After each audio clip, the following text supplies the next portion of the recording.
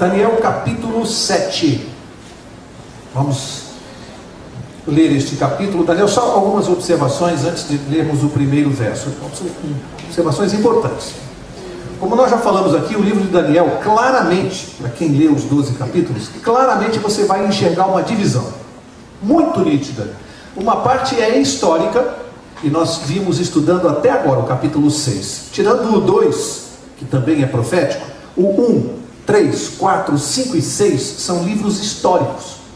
E vocês acompanharam conosco os estudos, viram desde Nabucodonosor, passando por Belsazar, por Ciro, por Dario, viemos vindo junto com a história e a vida de Daniel com seus companheiros. De repente a gente chega no capítulo 7 e ele deixa de ser histórico, e a partir de agora, do 7 ao 12, são capítulos proféticos. Qual é a importância disso? É que Daniel começou a escrever esse livro por volta do ano 605 a.C. Este capítulo aqui ele escreveu no ano 553 a.C. Ou seja, que coisa interessante, há uma diferença de 50 anos entre o capítulo 2, a imagem da estátua, e a visão desta noite. 50 anos de diferença. Quando ele escreveu o capítulo 2, ele tinha aproximadamente 17, 18 anos. Aqui ele devia estar com 67, 68 anos de idade. 50 anos de diferença. Interessante que o livro de Daniel ele não é cronológico, ele não está numa ordem de tempo. Por quê? Porque o capítulo 7 foi escrito antes do 5. Mas aí alguém vai perguntar, mas então por que ele vem depois? Porque havia necessidade de separar, agrupar os livros históricos e agrupar os proféticos. Então, agora começa o grupo de livros proféticos, mas o capítulo 7, em termos de data, é anterior ao 5, tá bom? Importante você saber disso. Portanto, feitas essas considerações, e lembrando a visão do capítulo 2, porque a visão do capítulo 7, nós vamos ver que ela é praticamente uma reprodução da visão do capítulo 2, ampliada, acrescentando 2 fatos novos que não estão na visão do capítulo 2. Tão importante que Deus deu de novo a visão a Daniel, fez ele escrever, e ele acrescentou mais 2 coisas que aconteceriam nos nossos dias, e vocês vão ver a importância disso. O capítulo 7 traz pelo menos 2 fatos importantíssimos que não constam do 2. Vamos recapitular o 2. Imagem, cabeça de ouro, peito e braços de prata, ventre e quadris de pernas de ferro, pés em parte de ferro e barro, e os dedos misturados com ferro e barro. Aí o que atinge a estátua nos pés? Uma pedra. Recapitulando, o que simbolizava a cabeça de ouro? Império da Babilônia. Peitos e braços de prata, Medo-Pérsia. Quadris de bronze, Grécia. Pernas de ferro, Roma. E depois, os 10 dedos dos pés, a divisão do Império Romano nas 10 nações europeias. E aí o que acontece no tempo da Europa? Segundo a profecia do capítulo 2, ela é atingida por uma pedra que simboliza o quê? A volta de Jesus. Então presta bem atenção, o capítulo 7 vai reproduzir isto até a parte da divisão das 10 nações da Europa. Quando chega nas 10 nações da Europa, antes da pedra, o capítulo 7 vai trazer 2 informações novas para o nosso tempo. Ele vai acrescentar, tá bom? Então feito isso, agora vamos ler, você vai entender melhor depois dessas observações. Então vamos lá, 7 verso 1, diz assim: no primeiro ano de Belsazar, rei de Babilônia, teve Daniel na sua cama um sonho e visões da sua cabeça. Então escreveu logo o sonho e relatou a suma das coisas. Então começa o capítulo 7, mais uma vez Daniel vai se deitar e tem um sonho, uma revelação de Deus. Tem uma data aqui, primeiro ano do rei Belsazar. Se você for consultar qualquer enciclopédia, você tem a data que eu mencionei, ano 553 a.C. Foi o primeiro ano do rei Belsazar, ainda no Império da Babilônia. Esse sonho ainda está no Império da Babilônia. Primeiro ano de Belsazar, ano 553 a.C. Portanto, essa profecia tem aproximadamente 2.500 anos, aproximadamente. Vocês vão ver que coisa impressionante, se cumprindo nos nossos dias. Tá? Verso 2. Disse Daniel: na minha visão da noite eu estava olhando e vi que os 4 ventos do céu agitavam o mar grande. Aqui tem 2 palavras fáceis de entender. Em profecia nós já estudamos. O que significa mar em profecia? Povos, nações. Está lá, quem quiser conferir depois, Apocalipse 17:15. E o que significam ventos? Agitações, guerras, conflitos, vento, turbulência.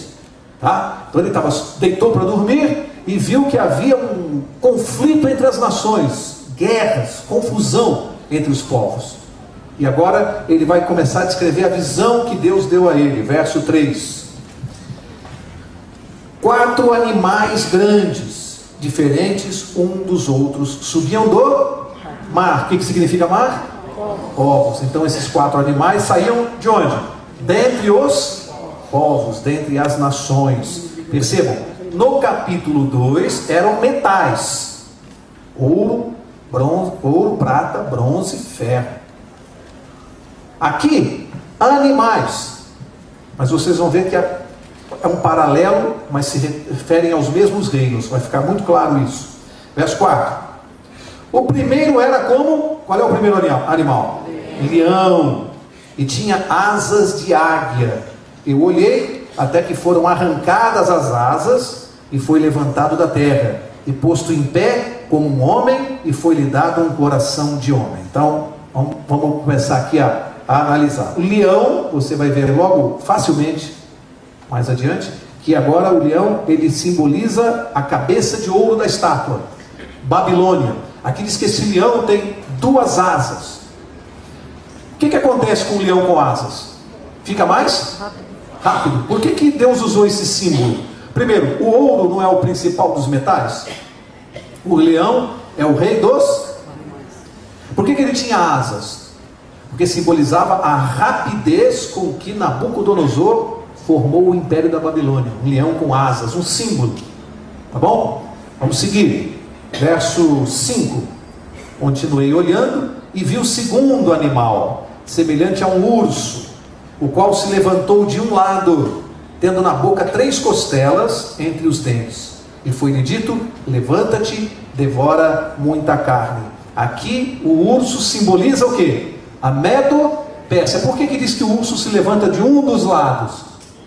Porque o império começou primeiro com a Média, governando, comandando, depois veio a Pérsia. Olha, impressionante, o urso se levanta por um dos lados. Diz que ele tem 3 costelas na boca. Quando você vai à história confirmar isso, você descobre que a Medo-Pérsia, para conquistar o império, eles derrotaram 3 nações principais da época: a Babilônia, a Lídia e o Egito. Pode buscar isso na enciclopédia. Babilônia, Lídia e Egito. As 3 costelas na boca do urso, simbolizando a Medo-Pérsia, equivalente ao peito e braços de prata da imagem. Verso 6. Depois disto continuei olhando e vi outro animal, semelhante a quê? A um leopardo, e tinha 4 asas de ave nas costas. Este animal tinha 4 cabeças e foi-lhe dado domínio. Para aqui também. Qual é a característica principal do leopardo? Velocidade. Mas aqui diz que é um leopardo com 4 asas. Se você quiser fazer com que um leopardo fique mais rápido do que ele já é, o que você faz? Coloca asas no leopardo. Aqui colocou 4. Significa que é um animal extremamente veloz, representando exatamente Alexandre o Grande, porque uma das características principais de Alexandre o Grande, quando a Grécia derrotou a Medo-Pérsia, foi a rapidez que ele conquistou. Em apenas 13 anos, a Grécia derrotou a Medo-Pérsia. Eles tinham apenas 30.000 soldados e derrotaram 600.000 soldados. Impressionante. E diz que ele, além de 4 asas, o leopardo tinha 4 cabeças. Por que razão? Quando você vai lá na história, você vai descobrir que quando Alexandre morreu, segundo historiadores, ele morreu muito jovem, entre 32 e 33 anos. Morreu de bebedeira, uma febre terrível, morreu muito jovem. O que aconteceu? Quem se lembra o que aconteceu com a Grécia quando Alexandre morreu? 4 generais. Quem eram os 4 generais? Alguém tem memória boa aí para a história? Perfeito. Perfeito. Vamos repetir. Lisímaco, Cassandro, Ptolomeu e Seleuco. Os 4 generais que tomaram conta da Grécia. Por isso o leopardo tinha 4 asas, muito veloz, e 4 cabeças, porque o reino foi dividido e comandado por 4 generais. Impressionante a profecia. Impressionante. Agora verso 8. Verso 8? Não, pulei o 7, né? Verso 7. Diz assim: depois disto, continuei olhando nas visões da noite e vi o 4º animal, terrível e espantoso, e muito forte, o qual tinha dentes grandes de ferro. Ele devorava e fazia em pedaços, e pisava aos pés o que sobrava. Era diferente de todos os animais que apareceram antes dele, e tinha 10 chifres. Interessante que aqui o profeta, antes, ele conseguiu definir a visão. Ele viu animais monstruosos, né? Porque ele viu um leão com asas, estranho. Depois ele viu um urso se levantando por um dos lados com 3 costelas na boca. Depois ele viu um leopardo com 4 asas e 4 cabeças, um monstro, né? Mas o 4º animal era tão espantoso que ele não conseguiu definir. Na classificação zoológica ele não sabia definir esse animal. Era muito estranho. Então ele disse que é um animal terrível e espantoso. Ele só soube dizer que tinha dentes de ferro. As pernas da estátua eram de ferro. Qual foi o reino que derrotou a Grécia? Roma. Esse 4º animal terrível equivale a quem? Império Romano, que também era de ferro. Terrível, despedaçava tudo esse animal. Assim como Roma, o que conquistava, não nascia mais grama, né? Arrebentava e destroçava tudo. Portanto, o 4º animal, claramente, no paralelo com Daniel 2, claramente representa Roma. Diz que esse animal terrível tinha quantos chifres? 10. Quantos dedos tinha nos pés da estátua? 10. Percebe? Os 10 dedos, equivalentes às 10 nações da Europa. Os 10 chifres do animal, equivalentes a 10 nações da Europa. É um paralelo. Até aqui deu para entender? Ele recebe a visão, não mais através dos metais, mas através de animais, e praticamente reproduz o que está no capítulo 2. De novo a história, lembrando que ele ainda está vivendo no tempo da Babilônia. Portanto, o profeta não poderia saber, mesmo aqui, que viria a Medo-Pérsia, a Grécia e Roma. Impressionante a profecia, tá? Mas agora é que ele vai começar a trazer os elementos novos. Até aqui, já tínhamos estudado, já sabíamos disso. Vamos ver como é que é a sequência disso aqui agora. Verso 8, né? Verso 8 diz assim: estando eu observando os chifres representam o que? Os 10 chifres? As nações da Europa.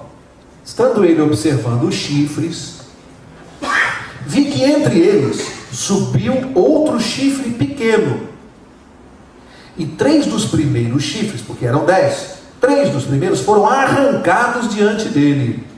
Neste chifre havia olhos como olhos de homem, e uma boca que falava com insolência. Olha só, surge na profecia agora, entre as 10 nações da Europa, na história, entre as 10 nações e a volta de Jesus, surge um novo poder, o chifre pequeno, que nasce junto com os 10, no meio dos 10, das 10 nações da Europa, nasce um chifre pequeno. Chifre em profecia representa o quê?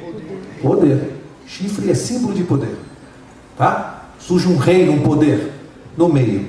Vai anotando aí, vai guardando. Verso 9.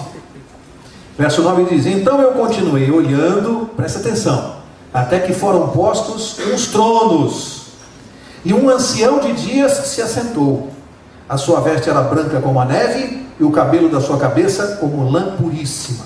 O seu trono era de chamas de fogo, com rodas de fogo ardente. Bom, aí o que acontece? Chega nesse tempo da história, depois das nações da Europa, então você tem que vir vindo no tempo, num determinado ponto do tempo, depois das 10 nações. Surge um novo poder, mais adiante nós vamos estudar, vamos tentar identificar esse poder, o chifre pequeno. E aí ele viu na visão o quê? Trono, é colocado um trono no céu, o ancião de dias. Quem é o ancião de dias? Deus. Por que essa expressão ancião de dias? Representa aquele que é a eternidade, o ancião de dias, representa toda a eternidade. Viu que ele tinha cabelos brancos como pura lã. Sabedoria, alguém que está acima do tempo. Viu que havia rodas de fogo, não é isso? Chamas de fogo. O fogo faz o quê? Purifica. Lugar santo, puro, sagrado.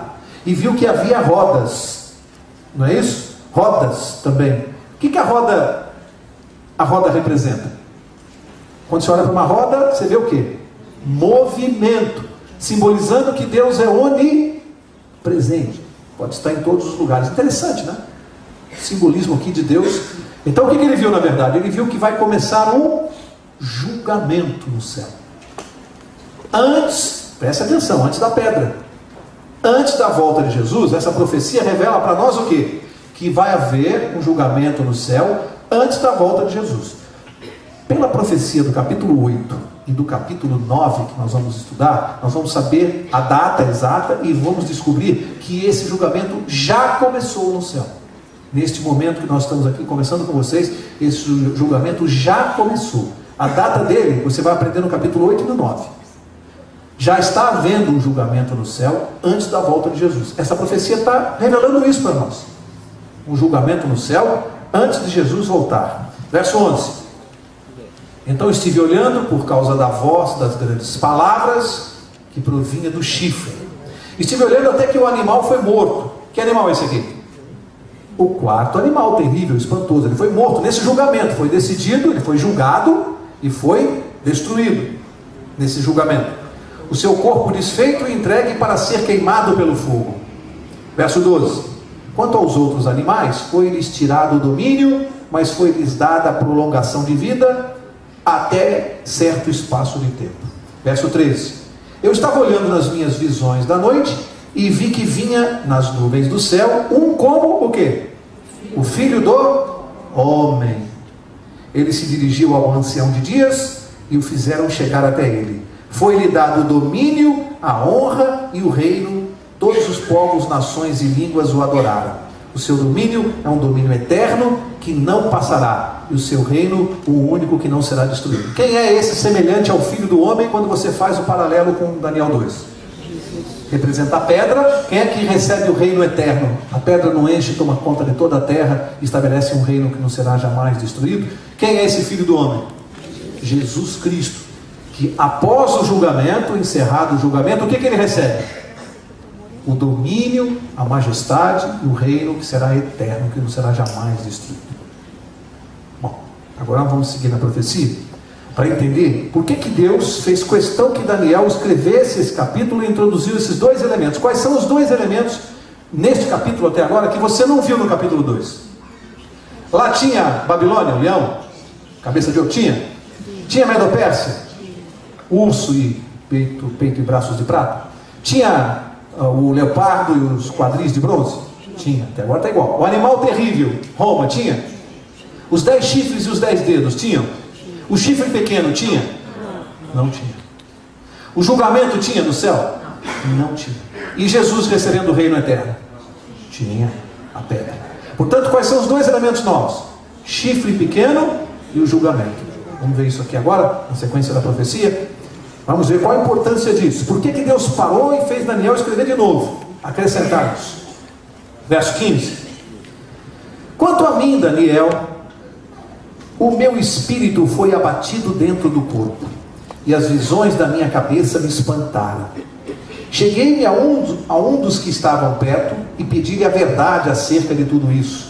E ele me disse e me fez saber a interpretação das coisas. O que aconteceu com Daniel?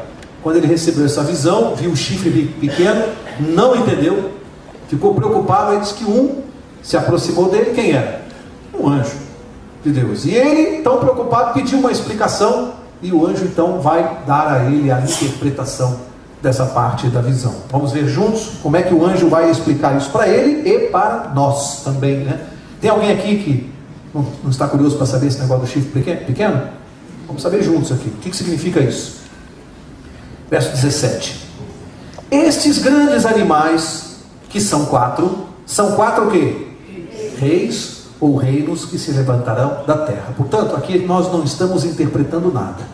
Quando eu disse que o leão representava a Babilônia, aqui a Bíblia está dizendo, os 4 animais são 4 reis ou reinos. Babilônia, Medo-Pérsia, Grécia e Roma. Portanto, não é interpretação. Aqui nesse ponto, o simbolismo foi explicado, foi desvendado. Verso 18: mas os santos do Altíssimo receberão o reino, possuirão o reino para todo sempre, e de eternidade em eternidade. Quem é que vai receber o reino eterno e vai morar nele junto com Jesus? Os santos do Altíssimo. Quem são eles? Que é isso, meu amigo? Faz assim com o dedo, com o seu peito. Eu e você. Ou alguém tem dúvida? Alguém tem dúvida que está salvo? Você não pode ter dúvida disso. Você não pode ter dúvida que você está salvo. Se você crê em Jesus Cristo e o segue, você está salvo. Não pode ficar em dúvida. Se a pessoa fica em dúvida, é porque ela acha que ela tem que fazer alguma coisa para se salvar. E aí você não entendeu o Evangelho. Não pode ter dúvida da salvação. Se você crê em Jesus, foi Ele que fez o necessário para nos salvar. Nós só temos que segui-lo, obedecê-lo. Portanto, os santos aqui somos nós que vamos morar lá na eternidade. Verso 19. Olha só o que ele diz: então tive desejo de conhecer a verdade a respeito do 4º animal, que era diferente. Guarda essa palavra, ela é chave. O 4º animal era diferente de todos os outros, muito terrível, cujos dentes eram de ferro e as unhas de bronze. O animal que devorava, fazia em pedaços e pisava aos pés o que sobrava. Tive desejo de conhecer a verdade a respeito dos 10 chifres que tinha na cabeça e do outro que subia, diante do qual caíram 3. Isto é, daquele chifre que tinha olhos e uma boca que falava com vanglória e parecia ser mais robusto do que os seus companheiros. O que a profecia está dizendo aqui para nós? Que esse chifre que sobe, que sai do meio dos 10, embora pequeno, diz que ele se engrandece, não é? E passa a se tornar mais forte do que os outros. O pequeno cresce, se engrandece, se torna mais forte. Vamos ver já já de que maneira. E por que a Bíblia está dizendo que ele era diferente dos outros? Verso 21. Eu olhava e vi que este chifre fazia guerra contra quem? Contra quem o chifre fazia guerra? Gente, contra nós, os santos. É para você ficar preocupado, não é? Que poder é esse que está fazendo guerra contra nós, nesse tempo agora que nós estamos vivendo? Guerra contra os santos, nós. Qual era a função desse chifre pequeno? Fazer guerra contra o povo de Deus. É um poder que surge. Fazia guerra contra nós e os vencia. Verso 22. Até que veio o ancião de dias e foi dado juízo aos santos do Altíssimo, e chegou o tempo em que os santos possuíram o reino. Bom, agora a partir do verso 23, nós vamos analisar a identidade e as características do chifre pequeno. E eu vou fazer da seguinte maneira, como eu gosto de fazer. Eu não vou ajudar e nem dizer. Nós vamos ler a Bíblia, vamos ver as características que o profeta vai dar, e cada um aí no seu lugar, não precisa falar alto. Você vai deduzir que poder se encaixa na profecia. Eu não vou dizer que poder é esse. Não vou dizer. Vamos ver pelas características. Eu duvido que alguém saia aqui esta noite sem saber que poder é esse. Só pelas características. Eu não vou dizer. Vamos ver as características desse poder. A partir do verso 23 agora diz assim: disse-me ele: o 4º animal será o 4º reino da terra, o qual será diferente de todos os reinos, e devorará toda a terra, e a pisará aos pés, e a fará em pedaços. Quanto aos 10 chifres, daquele mesmo reino se levantarão 10 reis, já sabemos, as nações da Europa. Depois deles, se levantará outro, agora é que interessa para nós, um chifre pequeno, o qual será diferente dos primeiros, e abaterá a 3 reis. Vamos recorrer à história. Quando esse poder apareceu, que eu não vou revelar a identidade, quando ele aparece, você vai à história, e quando você analisa as 10 nações, as 10 tribos que fundaram, que deram origem às nações da Europa, você vai descobrir pela história que este poder aqui eliminou 3 que não existem mais. Eu até anotei aqui na minha Bíblia: eliminou os Érulos, os Vândalos e os ostrogodos. Pura história. E aqui diz que ele abateria 3 dos chifres. E ele fez isso, é história. De fato, eliminou estas 3 nações das 10. Verso 24.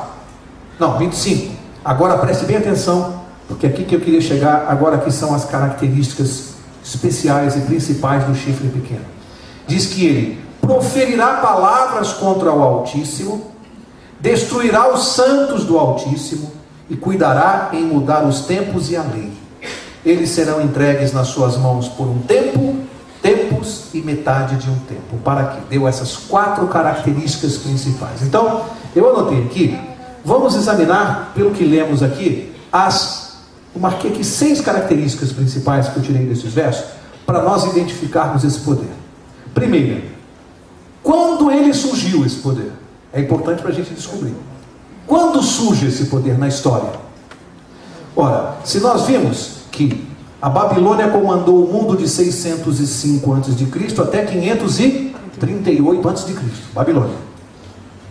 De 538, eu estou puxando pela memória aqui, me corrijam se eu errar, mas de 538 até 331 a.C., Medo-Pérsia. De 331 a.C. a 168 a.C., Grécia. De 168 a.C. a 476 depois de Cristo, Roma. Aí o que acontece depois de 476? Na verdade começou acontecendo de 351 a.C., a divisão das nações, as 10 nações.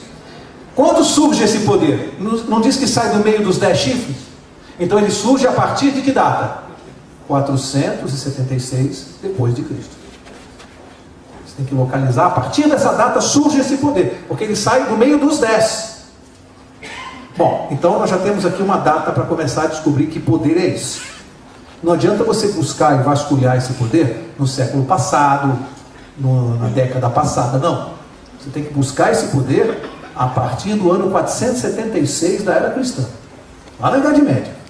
Começa a pensar lá atrás.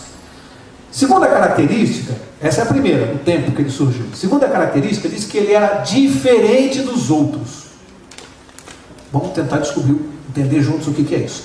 Qual era a característica semelhante dos outros 4 reinos? Eles tinham uma semelhança.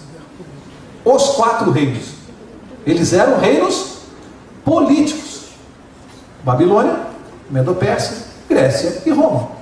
4 nações, 4 impérios políticos comandaram o mundo. Aqui diz que era diferente. Portanto, este poder, além de ser também um poder político, como nós vamos ver, ter também características de um poder político, ele era diferente. Se ele não é um poder político, ele era um poder o quê? Religioso. Como é que vocês sabem? E eu também. Pelas características seguintes. Porque é um poder que profere palavras contra o Altíssimo, faz guerra contra os santos do Altíssimo e cuida em mudar os tempos e a lei do... A briga dele é política ou religiosa? É um poder religioso. Então guarda aí, segunda característica. Tenta encontrar um poder que nasceu desde a Idade Média, lá do Império Romano, e é um poder religioso. Não fala, só pensa. Segunda característica. Terceira característica diz que ele profere palavras contra o Altíssimo. Vamos buscar um verso aqui na Bíblia, uma profecia. Marque essa página aqui, nós vamos voltar nela. Vamos buscar uma profecia de Paulo, que vai ajudar a entender o que é isso, porque Paulo também falou desse poder aqui. 2 Tessalonicenses, lá na frente, lá no Novo Testamento, marca a página aqui de Daniel, lá no Novo Testamento, 2 Tessalonicenses, capítulo 2, se não me engano, 2. 2 Tessalonicenses, capítulo 2, eu vou ler o verso 4. Paulo profetizando acerca deste mesmo poder. Vamos ver o que ele falou? Paulo falou o seguinte, 2 Tessalonicenses 2,4, ele falou: ele se opõe e se levanta contra tudo o que se chama Deus. Não é um poder que profere palavras contra o Altíssimo? Ele se opõe e se levanta contra tudo o que se chama Deus, ou é objeto de culto, de sorte que se assentará como Deus no templo de Deus, querendo parecer Deus. Para aqui. Esse poder faz isso, esse que você está pensando, faz isso, diz que é o representante de Deus na terra. Vamos seguir, volta lá para Daniel 7. Daniel 7, verso 25. Vamos seguir. Quarta característica. E destruirá, ou em algumas traduções, magoará os santos do Altíssimo. Destruirá os santos do Altíssimo. Para aí.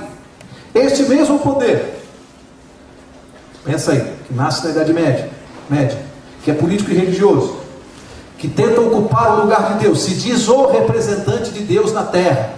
Esse mesmo poder, em algum momento da história, perseguiu e praticou atrocidades contra o povo de Deus?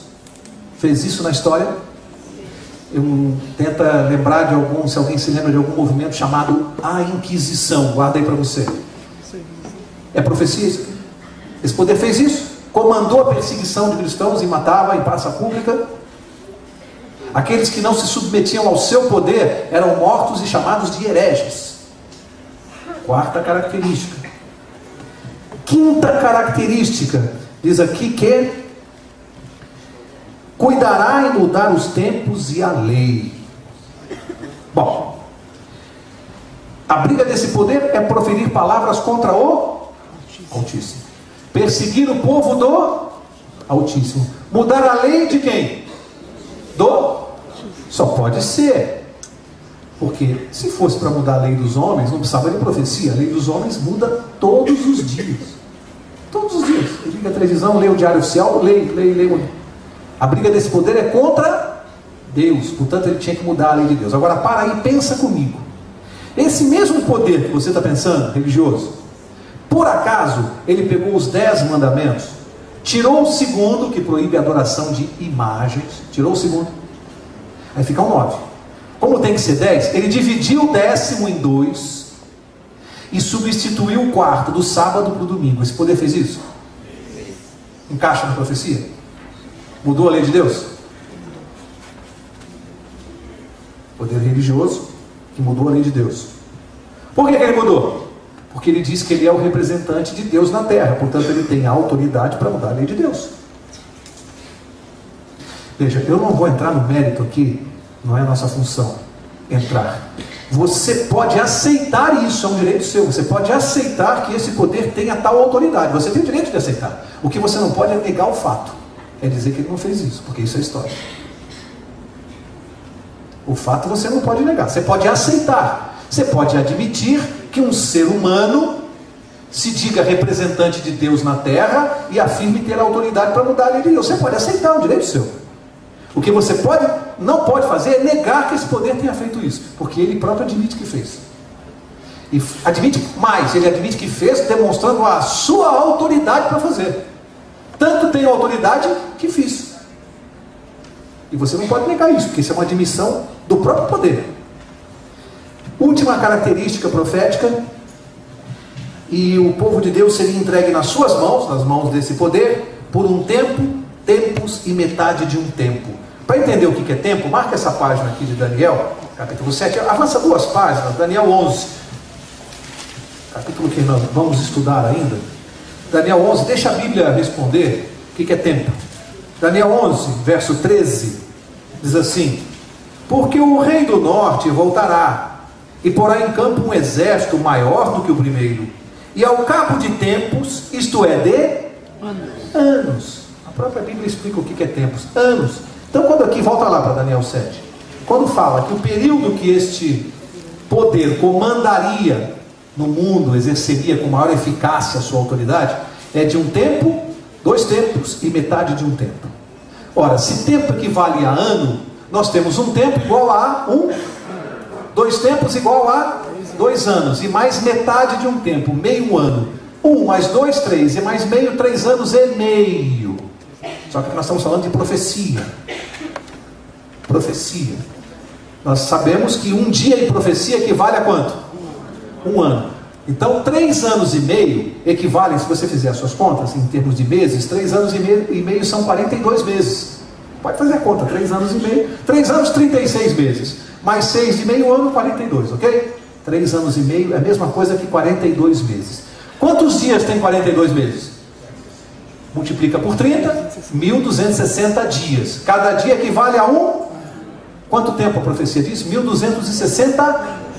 Diz que este poder comandaria no mundo a sua autoridade por 1260 anos. Aí você vai lá para a história, para ver se aconteceu. Tem uma data. Quando você chega no ano 538 depois de Cristo, Justiniano, o imperador, ele baixou um decreto interessante lá em Roma. Ele disse que o chefe maior desse poder, que eu não vou mencionar o nome, era decretado, determinado pelo próprio imperador, que ele era o chefe de todas as igrejas. Legal, né? Você é o chefe agora de todas as igrejas. Então ele passa a ter autoridade. Por isso que é um poder político e religioso. Bom, então dispara o cronômetro no ano 538, quando foi dada esta autoridade que falou aqui. 538, soma 1260 anos, você chega a que data? 1798. O que aconteceu nessa data? Precisamos buscar, porque é o final da profecia. O representante maior deste poder foi preso na França pelo general Berthier. Foi preso lá em Roma e foi levado para a França pelo general Berthier. E lá ele ficou no exílio até morrer, o representante desse poder. História pura. Se você buscar na história até tem o nome desse representante, quem era ele na época.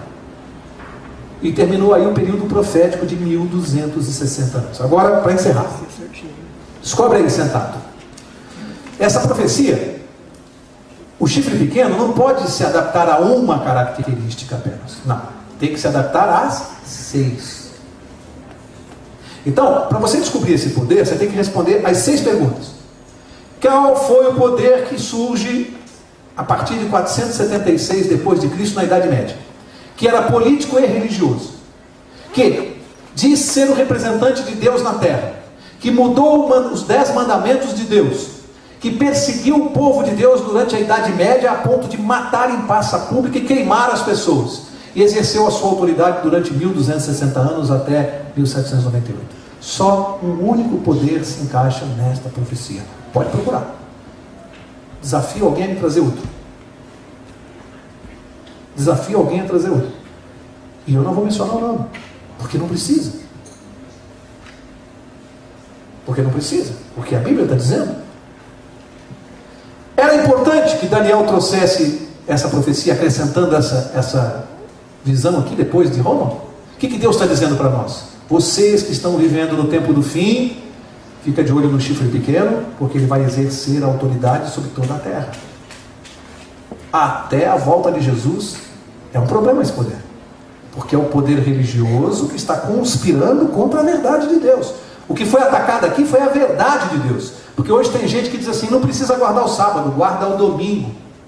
Uma instituição deste poder, que lá em Apocalipse 13 nós estudamos que é o sinal da besta. É brincadeira essa profecia aqui? Percebe como Daniel 7 encaixa com Apocalipse 13? Olha o que a Bíblia faz, entrosa, encaixa. E não tem jeito de fugir disso aqui, amigos. Vamos ler os últimos 3 versos para a gente ir embora para casa. Verso 26. Mas o tribunal se assentará em juízo, e lhe tirará o seu domínio, para o destruir e para o desfazer até o fim. O reino e o domínio e a majestade dos reinos debaixo de todo o céu serão dados ao povo dos santos do Altíssimo. O seu reino será um reino eterno, e todos os domínios o servirão e lhe obedecerão. Aqui findou o assunto. Quanto a mim, Daniel, os meus pensamentos muito me espantaram, e mudou-se em mim o meu semblante, mas guardei estas coisas no meu coração. O que Daniel está falando? Primeiro ele falou aqui, fim de assunto, fim de papo. Quando você está vendo lá o filme, quando acaba, escreve assim, fim, né? Daniel escreveu fim. Só que ele diz que ele mudou o semblante dele, ele ficou apavorado. Por quê? É fácil você descobrir isso aqui, quem é a identidade desse poder e não ficar apavorado? É fácil você receber uma revelação dessa e dizer, não é possível, não pode ser. Não pode ser. O mundo todo adora, reverencia, fica de joelhos.